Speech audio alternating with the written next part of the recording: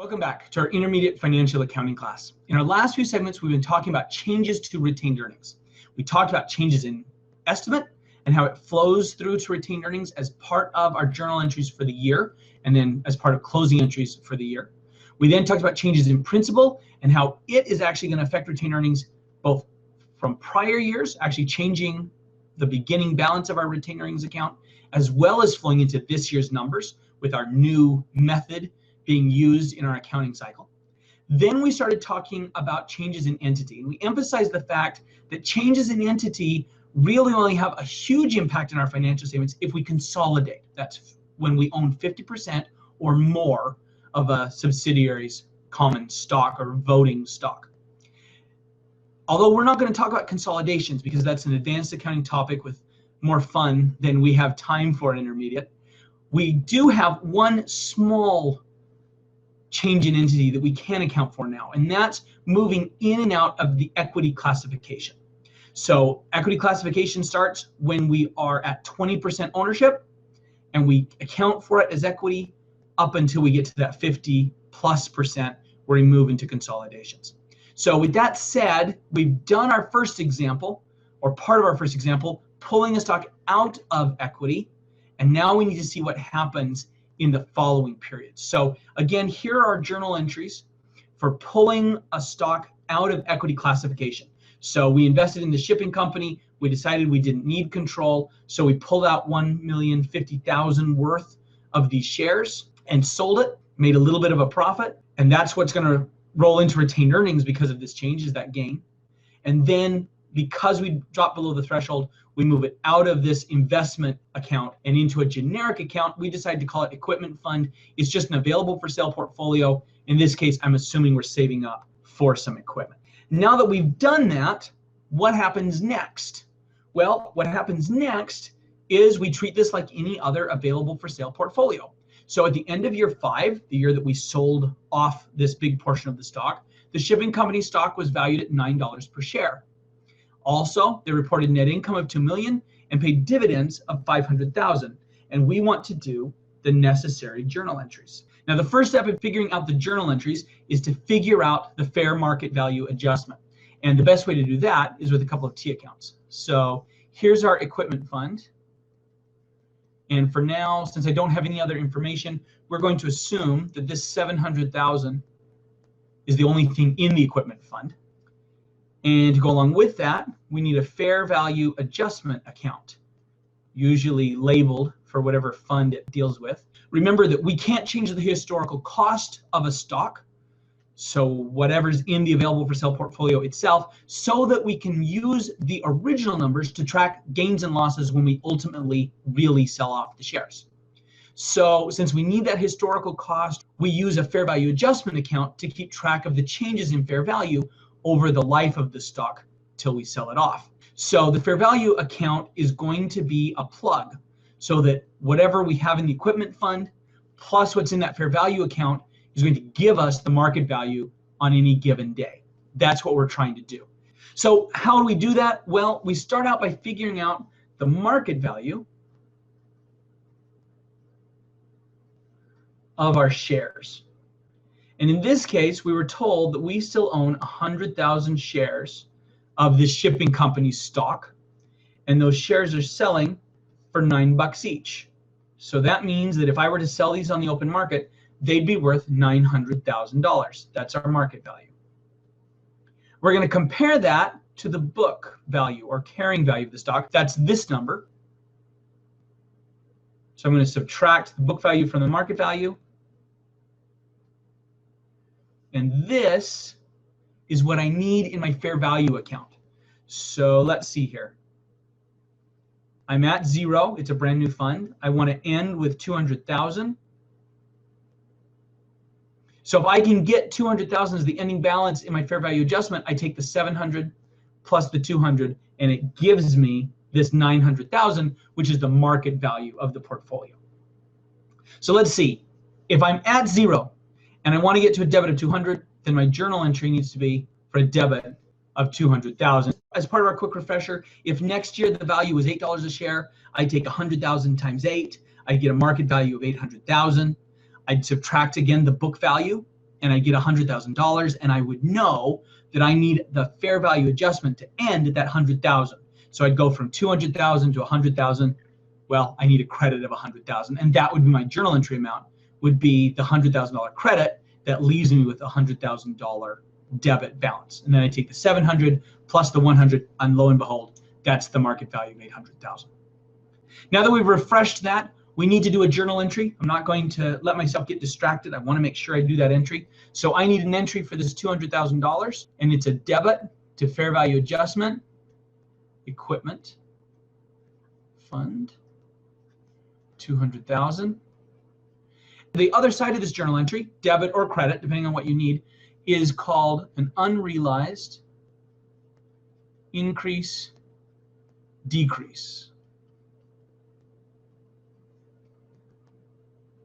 This account is what we call a comprehensive income account. It does not go in the income statement because changes in a available for sale security are not believed to be the result of what the company chooses to do. So instead, we put it in other comprehensive income, so we can show the assets going up, we can show the equity going up for 200,000, but it doesn't belong to the owners yet because we haven't sold it yet. So instead of going into retained earnings, it goes into other comprehensive income. When I do sell it, that's when it will flow to retained earnings as part of a gain on sale. Record change in fair value. The last thing we need to do here is we need to account for the dividend, because they did pay a dividend for the period. Let's take a quick look. It says that the company paid out a $500,000 dividend, and since I own part of the stock, part of that is mine. So my journal entry would be cash coming in and a credit to dividend revenue. Dividend received from the shipping company. Of course, it doesn't do us any good without any numbers, so I need to figure out how much they're actually paying me. I know I've got 100,000 shares, but I don't know the dividend per share. I just know that they're paying out $500,000, which means I got to figure out my portion of that 500,000. And the way to do that is to look back at what we owned and what we still own. So I originally owned 30% of this stock. I sold off 60% of that, which means I still have 40% of that 30%. This is 1 minus the 60% sold. So 40% of 30% means that I own 12% of this company still. Well below the 20% threshold. That's why it's available for sale and not equity. But I still own a significant enough portion that I'm getting a nice dividend. So if they pay 500,000 total in dividends, I own 12%. They're going to send me a check for $60,000. Everything you see in this slide, we've done in the past when we discussed investments. What we haven't done is what comes next. And remember, this was one of our key concepts, was adding on this process of making sure that they aren't paying a liquidation dividend. And to do that, I take a look at a special table every time they pay me a dividend. And here's what that's going to look like. We're going to start with the year. Then we're going to add our portion or share of the company's net income. Then we're going to look at the dividend received. That's going to give us an excess of net income or dividends. And then we're going to get a cumulative excess. And I don't have room for it, but if you want to put cumulative excess of net income of dividends, you can. And finally, we're going to keep track of our book or carrying value at the end. So we start out with cumulative excess dividends of 0 and a book value of $700,000. The 0 in cumulative excess is because at the time we classified these shares as available for sale securities, they hadn't paid us net income or a dividend that had already been included in our calculation of the equity stock. If I buy it fresh, it's 0 because I haven't done anything with them yet. The book value comes from that original journal entry, or alternatively, you can get it from the T account. So now that we have our beginning numbers, it's time to take a look at what happens in year 5. And in year 5, we know we got a dividend of $60,000. But we also need to look at the net income. So if we go back to our information, the dividend was 500,000, net income was 2 million. Again, I own 12% of this company. So let's see, 2 million times 12% gives me $240,000, and that's my share of their net income. Next, I want to know the excess. So in this case, I'm just going to subtract 240 in net income. They paid out only 60 in dividends, so 180,000 positive. Their net income is growing faster than the dividends they're paying out. They're not paying a liquidation dividend. Now I've got a new cumulative amount. I take 0 plus the 180. I'm still at 180. And the book value will only change if this cumulative excess goes negative.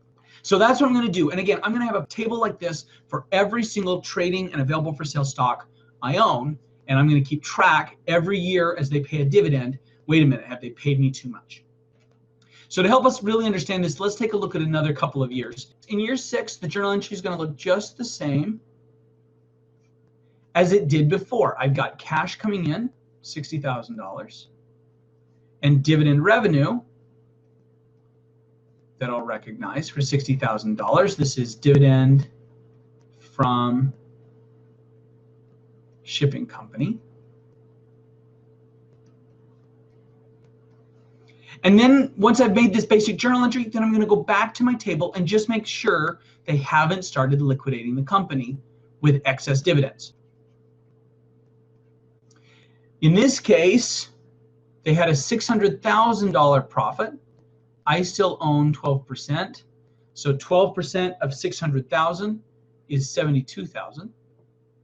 I still got a $60,000 dividend. So my excess of net income or dividends is $12,000 positive because the net income was still higher than the dividend they paid.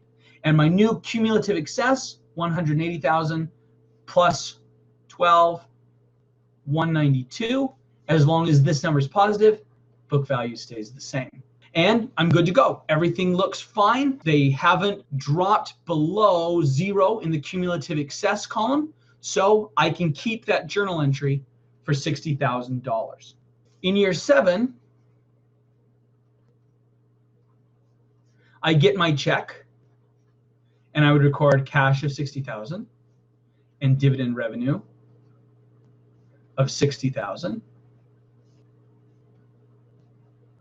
from shipping company. And again, I would go to my table and just make sure I'm good to go. So year 7. This time they had a loss. So we had a loss of 1.2 million.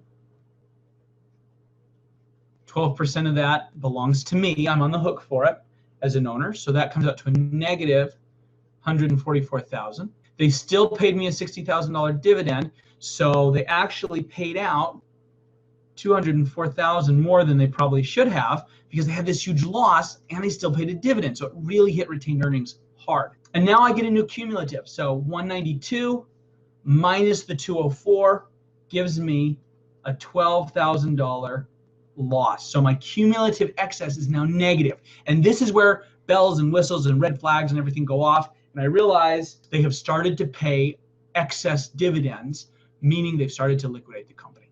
At least that's what it looks like.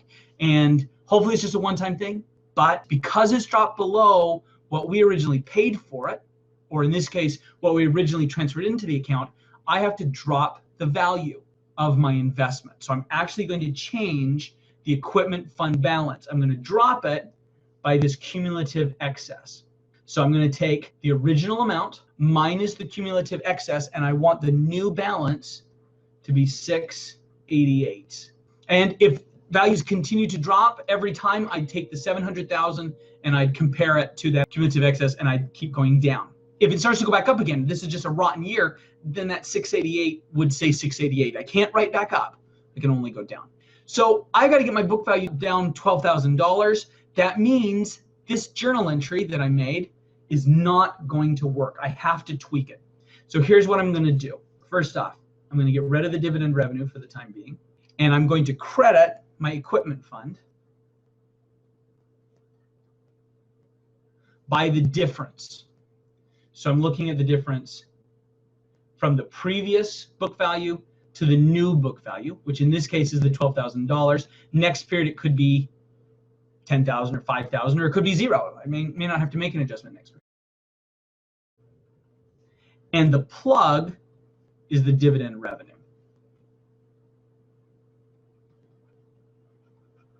So I don't record an expense or a loss. Remember, all of these are changing retained earnings. I showed a gain on sale. That hits retained earnings in that year. I'm showing dividend revenue in years 5 and 6. That flows into retained earnings. Now I'm showing this reduced revenue. So even though I got 60,000 of cash in, I don't get to show all of that as revenue, and that's going to drop my retained earnings. Once I transfer a stock out of equity, I keep doing steps 2 and 3 until I ultimately sell off the stock, or until I buy more shares and get back over that 20% threshold. So every period, I'm going to record a change in fair value. Every period, I'm going to record a dividend revenue if they pay a dividend. And every year, I'm going to look at cumulative excess net income over dividends just to be sure they haven't started to liquidate.